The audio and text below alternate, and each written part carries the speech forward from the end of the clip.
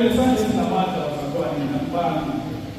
Kepha kwathi ngelinye ilanga uBefragensani efuna ukuthi abantu baphoze isithombe sakhe asibazileyo, waba isithombe wasibeka esafeni. Usesesifazile waseyasibeka, waseyamemezela ezweni ukuthi bonke abantu mabeze kuzokhuleka kulesi sithombe segolide asimisileyo. Kwathiwa-ke bamemezela ezweni, amadoda ayamemezela, athi kwakuzwakala igeqe lohambu nomkangala okhala, bonke abantu babeze esafeni bezokhuleka esithombeni senkosi esibazileyo. Kwakukhona amadoda aba-Israyeli, uMeshaki, uShadraka, u-Abednego. Lawo madoda-ke kwathi wasekhanda lokhuleka bonke abantwana bokhuleka esithombeni, kodwa wona abonakala ukuthi yawayi isithombe yokukhuleka kusona. Kwasekuba khona amadoda ahambayo enkosini athi, "Nkosi, khona amadoda la, uMeshaki, uShadraka, u-Abednego, abaye bokhuleka esithombeni sakho Nkosi osibazileyo." Kuthiwa-ke uNebukadnesari wacasuka bazalwane, ajika nobuso, wathi ababize lamadoda eze phambi kwakhe. Babiza uMeshaki, uShadraka, u-Abednego, bafika phambi kwenkosi. Wabuza ukuthi, "Mina-ke yini engakhuleki kulesi sithombe? Ngoba kushiwo ukuthi ongakhuleki kulesi sithombe uyophosa esithandweni somlilo." Bathi-ke uMeshaki, uShadraka, u-Abednego, "Nkosi, asiyophenduleka thina. Neza bazalwane, asinakusho lutho malena. Yebo uNkulunkulu wethu onamandla uyakusikhipha noma uyakusikhulula esithandweni somlilo." Wasuka uNebukadnesari waseyabathatha lamadoda saba isithando somlilo bazalwane, saphinda kaningi, safuthi ngale ndlela babanjwa beboshiwe baphosa esithandweni somlilo, abantu babambile basha. Yebo bazalwane, abantu babambile basha baphoswa, kodwa kusaba khona uNebukadnesari oShadraka, uMeshaki, u-Abednego akushanga shona ngeke ndodwa. Yebo bazalwane, okusho ukuthi-ke bazalwane,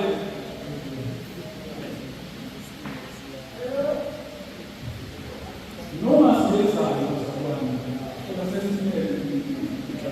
simele ivangeli, noma ngathiwa kusiletha khona ukufa okusikekayo, noma ngabe khona eseni, kodwa ngeke sihlele kwabaNkulunkulu. Ngokukhona okusimpozayo siyamazi unamandla, usivikeli. Umuntu nomuntu kahle wasekhona bazalwane uyazi umbuleli, kodwa yini unokukhuleka esithombeni ezwazileyo? Asibe nje madoda oMeshaki, uShadraka, u-Abednego, siyini ukuthi ngeke sikhuleke kwabantu boNkulunkulu, ngoba labo uNkulunkulu bazosilahlisa bazalwane, abasisa ekuphileni, basisa ekuhlahleni. Ingakho lamadoda athi, "Nkosi, noma singafa noma singaphila, kodwa ngeke sikhuleke kwaboNkulunkulu bakho Nkosi." Ngakho bafowethu, noma singafa noma singaphila, kodwa ngeke sikhuleke kwaboNkulunkulu, ngoba siyamazi uNkulunkulu wethu. Lamadoda ayekhuluma kanje ngoba ayina-assurance, azi ukuthi uNkulunkulu waka-Israyeli, uNkulunkulu wakaJuda usukaphi na, usuka le eGibhithe nokhokho babo kuze kufike la. Ingakho bazalwane ukuthi noma izimo zisimelela kangakanani, kepha singasuki kuNkulunkulu. Noma singena empilweni, siyangena empilweni, emsebenzini, singene empilweni nasemasokweni, singene empilweni nasemndenini yethu, qobekile leli bazalwane. Kuswela abantu Sathane uyawisa imizi, uyawisa imishado, kepha uNkulunkulu wethu ngeke sikhuleke kwabantu abanisiwe, ngoba nalesi sikhathi bakhona abantu abakhoza uNkulunkulu. Akusho ukuthi uNkulunkulu ngoba kuphela isithombe, abantu abakhoza uNkulunkulu asona isithombe kuphela. Lokho sikuthanda kakhulu kwaze kwena sesisitho sakhe esifundane. Kepha amadoda abayishaye ayamazi uNkulunkulu ophilisayo, noJesu bazalwane uyabuyela emhlabeni, asuswe, ashawe, abulawe, afe. Kodwa one thing ayishoyo akusuki umuntu.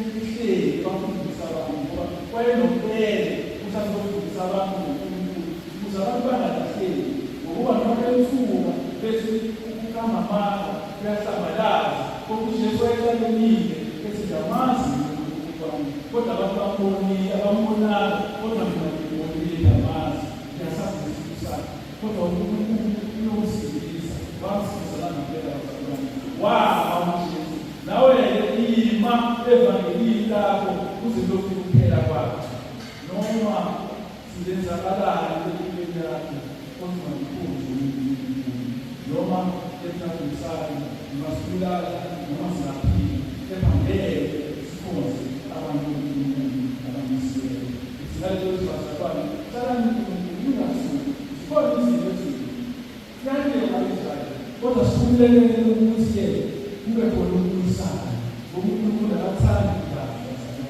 akujustify abantu akujustify noma usukela kanjani noma usukela ngoba imithetho kanti ukusebenza kodwa ukulala akujustify ukuthi wasingabulali lapho-ke bazalwane noma sikhona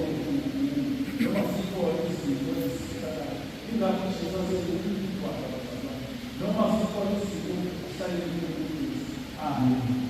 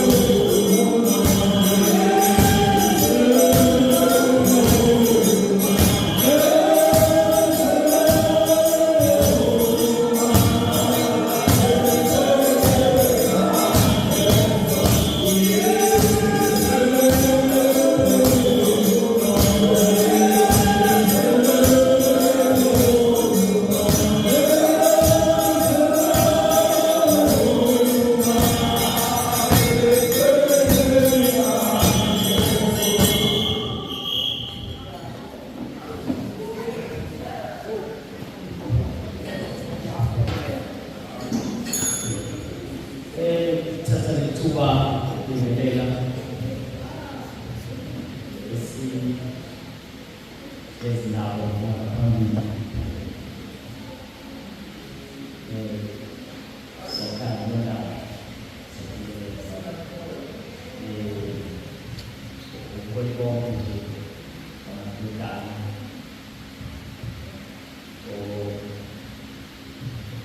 okwamaphesho nje akhona yangileyo nonke ngazalwane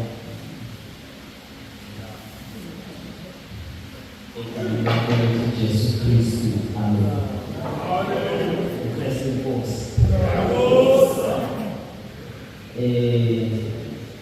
Siyabonga lithuba elivelayo bazalwane ukuthi sizohlanganyela ngalolu hlobo esihlanganyele ngalo. Ngiyakholwa ukuthi uNkulunkulu akababuthi nje abantu ababuthele ndawonye babuthela ize. Ngiyakholwa ukuthi ukhona uNkulunkulu lokhu afisa sikuzuze nalokuthanda kwethu ngalolu hlobo madodana. Bengizohlabelela kancane ngithathe nje 2 minutes bese ngihlala phansi bazalwane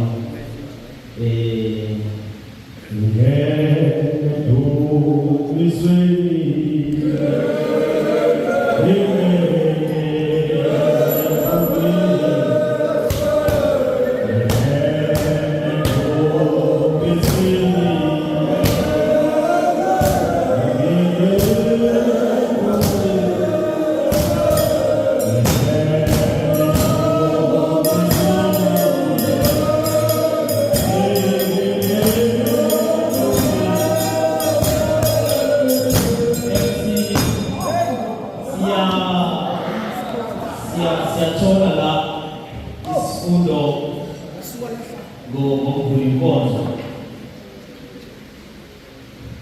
isithando somlilo ovuthayo. Ithi iBhayibheli amadoda angesithando somlilo ovuthayo kade sekuthunjweni. Mangabe sekuthunjweni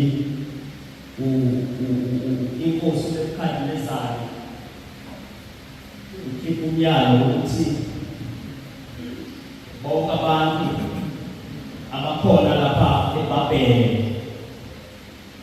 uzothi makhala izinsimbi amakemfe amahabu lokho hlobo kulalukhona lwemsindo noma lama-instrument ayishawa eBhabhele uzothi makuzwakala nje lowo msindo bese kuthi wonke umuntu okhona eBhabhele akhuthame kulesithombe segolide asenziwe ekhadilezayo. Ithi-ke iBhayibheli madodana uShadrach no-Abednego bangamaJuda basezweni engesilo elakokwabo, bathi babezwa umyalezo bona bodwa abangakhothama kulesi sithombe. Kwabeke sekusuka amadoda amaKhalebi agijimela enkosini uNebhukhadinezari ukuyobaceba ukuthi kunamadoda akaJuda uzwakalile zikhali insimbi okanye ushilo wenkosi. La madoda awazange wona akhothame esithombeni segolide. Ithi iBhayibheli bazalwane ayathathwa la madoda ngokunyalo ubushilo ukuthongeza ukukhothama uzofakwa esithandweni somlilo ovuthayo. Lithi iBhayibheli bayathathwa uNebhukhadinezari uShadrach noMeshaki noAbednego iyababisa inkosi ibabizela yona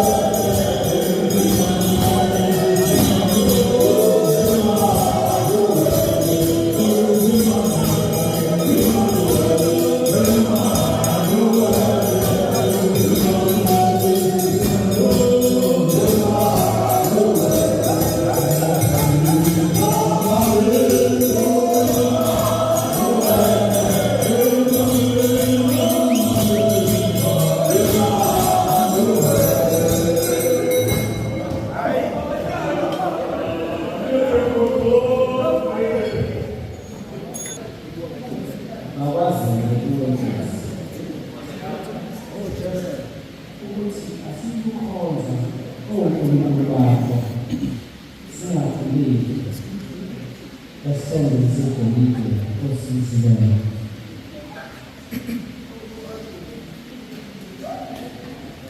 ukuba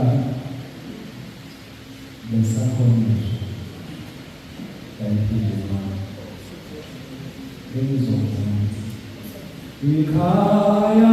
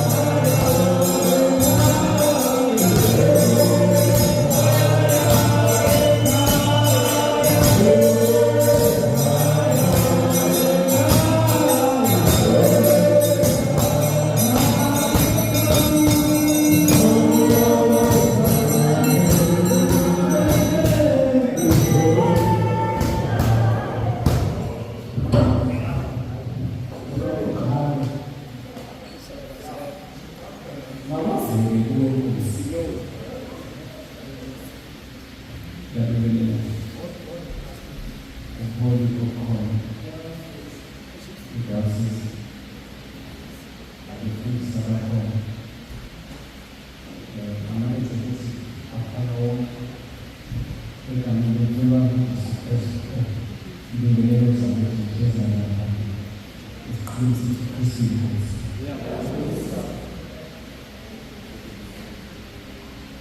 lesikhathi selibasha asondezwe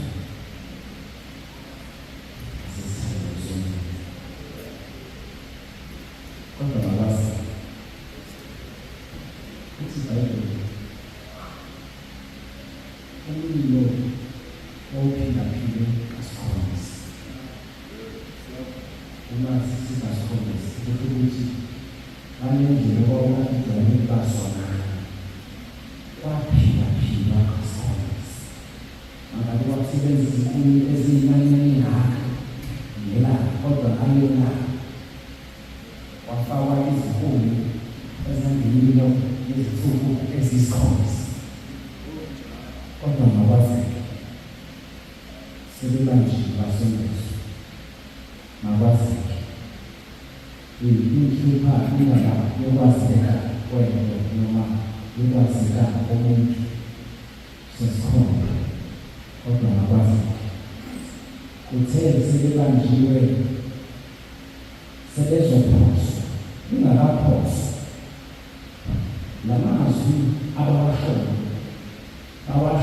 abakaphoswa kodwa sebeyasibona isikhathi somlilo abazophoswa sona bazwakala usho amazwi ungathi babebuka lento yokuthi noma ngathi umlilo ubase wophindaphinda kangakanani ngoba naku fact thina asizothuswa umlilo obase wophindaphinda ngoba naku ufuna sikhonze onkulunkulu abashukiweyo kodwa abawazi uma bezofaka abayisabi indaba yokuhle empilweni bama noma kungasafanele ukuthi bame ngokuthi kwazi ungenzeka nje asife ngimi la ngiyashumayela ngikoka into ebhanki kade kwazi kodwa makwazi uma inkosi kunekhandisali isikade sibabuzi ukuthi bona kungaba kodwa bona bathi noma kunjani kodwa makwazi ngayikhumbula indaba yokwazeka lesikhathi kunomshaka elithi iBhayibheli noJesu kwayimeni ngizamuveza indaba yokwazeka ngani esikhonza lithi iBhayibheli yasempheleni wayini uMaria wazwakala ekhuluma uma sempheleni wayini abafundi bakaJesu bakalela bayisethi konke kushoyo nikwenza kodwa ningakwazi lithi iBhayibheli uJesu waveza iwayini sekade sempheleni ngamanye amazwi ukuthi lo uNkulunkulu esimkhonza ukwazi ukuveza izinto sekade sesingafekho ngoba efuna kwazeka ukuthi mina uNkulunkulu ngaveza iwayini sekade sempheleni kodwa makwazi ukuthi mina ngikunkulunkulu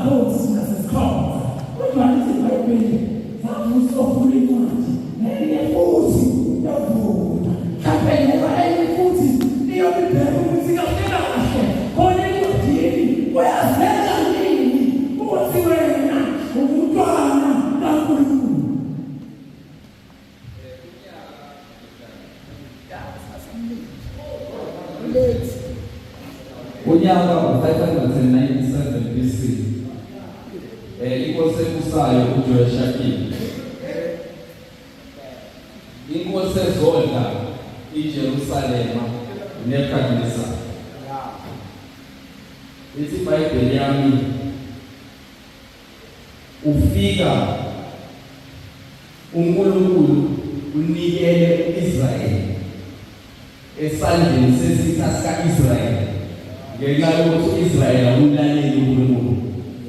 Uvamisileke ukuthi uma kwenzeke ukungalalelwa avumele ukuthi izitha zethu zifundise uNkulunkulu babo. Siyakuvesa bayini nasekhona. Naw ithi iBhayibheli ke ngiyabingelela madodana. Sengiyahlala phansi. Uyafika uNebukadneza uzodla lelizwe, akahambi lelizwe kuphela, kodwa uthatha nezitsha zakhona zokudumisa uNkulunkulu. Uhamba nazo uyoyivalela lapho ledumisa yena uNkulunkulu wakho. Now ithi iBhayibheli umesekwenzile lokho, labafana laba uma befika la banamagama amanye ababizwa ngawo.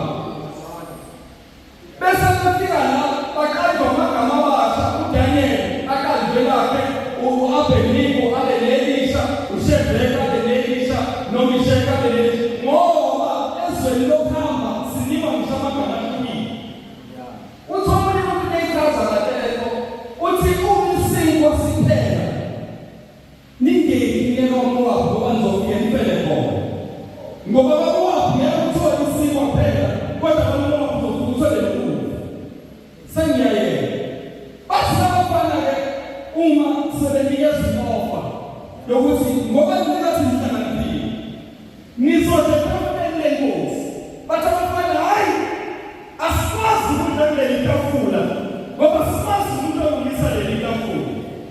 Siyakhisela isikhathi esiphithizelayo. Lapho nazokwendela amatafula. Kuney'phuzo kulamatafula.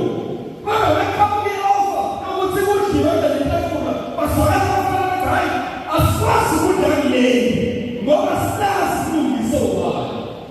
Ithi iBhayibheli-ke uhamba isikhathi bathi laba bahlala nabona abafana bazokhangilika. Inkosi lapha umbhoshongo akhe isikhethu esisonke sengiyodala phansi. Mase usimisile lesikhethu enza umthetho wokuthi wonke umuntu okhona la enzenjani akasibawenzi isikhethu. Ithi iBhayibheli-ke bazwakala labafana bephendula kuverse number 18 bathi uma kuwukuthi uNkulunkulu wethu akasindise lento oyilezayo, kuwena kusale kwazeke Nkosi ukuthi wena asikhonzanga two ukuthi noma kuthavela ithuba lokukhonza uNkulunkulu ngiyasithatha sasiyabhala unyaka amadodana befana subhale njalo usho uPhostoli Paulos athi uPhostoli Paulos intwana zazimayisana nomthando kaNkulunkulu athi nakufa athi nakuhlupheka athi nantona khona nantona salo ayamanga i-decision efanele ukuthi ungaveli ithuba uma kuwukuthi ukhonza uNkulunkulu asithathe. Ngivala ngale ngithi bathi labafana uma bencedisa le ndawo ithi iBhayibheli bafika bathi hayi uthi uNkulunkulu uma becheka ukuthi bangabanjwa nini. Awu amen bazalwane. Yazi ukuthi uma becheka ukuthi yini ongabafundisa ngayo iyodwa phela ukhonza uNkulunkulu. Awubaya ngizo abantwana ngathi anzima. Uma ucheka into ozobaba umyona baba benkulunkulu wabo phela. Uyazi ukuthi bazalwane sesingisheba amakholo akwazi ukuthi ungabheki into ongawabamba ngayo kwababe ngokholo. Ziningi kakhulu izinto lana i-operation imali ikhokhe nakuthi namadodana. Yi-operation imisebenzi ethile nikhokhe ukuthi niyakhola. Ake nithi amen bazalwane. Yi-operation business ethile nikhokhe ukuthi njani ngibhonga into olubhala. Ngithatha amen bazalwane. Ngoba izimo esiphila ngaphansi kwazo zisingezana sikhokhe ukuthi siyakhola. Bathi labafana-ke uma bedecide uma bevala lena bathi Nkosi nayi into esizoshiya bathi kuverse 17 kunamandla baqala ukusho kuverse 17 kuverse 18 bathi uma kuwukuthi uyadecide ungasikhi uwena-ke uzosala ufakazi ukuthi bakhona abafana lalela hayi ukuthundela abafana abawuprepare uthunde isizwe sonke kodwa kutholakala abafana abathathu ekumele uNkulunkulu ngoba engasihamba komgomo ozinsizisa kuyithatha kanjani indlela yayo hayi insizwa kodwa insizwa iyithatha kanjani ngoba lento eyomuntu ngamuntu ilo nalo akholwa yini hayi nalo ilo nalo ngoba yabuya kube yomuntu ngamuntu insizwa iyodwa iyithatha kanjani indlela yayo athi uDavide ingaphela kwezi ikakhulukhulu ngelilanga kamusa hayi izilapho nginekizweni uze ngibone athi izilapho isali eyilowenza uze ngiphathele ngoba yize ngibalisithile yadokela sobala lugomothi uma kuwukuthi basobalishiwe uma kuwukuthi uyafuna uNkulunkulu phansi kayisithathe uma besobalisha samkini uma kuwukuthi leyo nto uyafuna uNkulunkulu cha abasamawuku sangihlala phansi bathi abafana mina angizukuka bazalwane ikhona ukuthi ucabanga ukuthi babene ndawonye cha babengamile ndawonye ngesikhathi bedecide ukungabuka babengamile ulayini omunye wayebela phansi omunye hayi ukufakisa ukuthi amadoda siyiphansi ngoba le decision yomuntu ngomunye awakenithi abenza omunye abengena khona omunye abengena khona uma khala umsindo othile ngoba umsindo esisayo awandisa basala awandisa wena umsindo basala esisayo wena umsindo yenza amadolo anyakaze wena umsindo engaphandle eyenza umuntu